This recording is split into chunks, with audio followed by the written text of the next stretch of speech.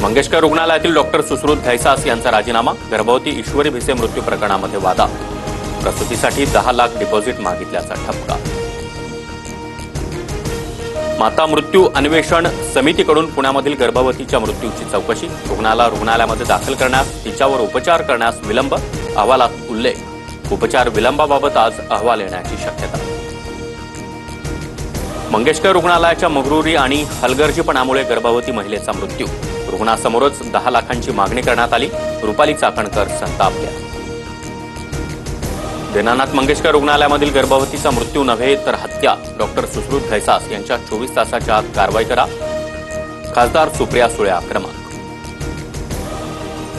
अक्षय Shinde encounter प्रकरणी हायकोर्टाचा राज्य सरकारला दणका, संबंधित 5 पोलीस अधिकाऱ्यांवर गुन्हा दाखल करण्याचे राज्य सरकारला आदेश, प्रकरणाचा पुढील तपास मुंबई पोलीस करणार.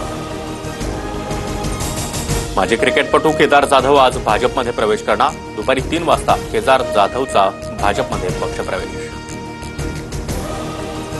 सतीश सालियान यांचे वकील निलेश ओझा यांच्या विरोधात सुमोटो याचिका, न्यायमूर्तींवर गंभीर आरोप करत कोर्टाचा अवमान केल्याप्रकरणी याचिका, उद्या मुंबई हायकोर्टात सुनावणी होणार.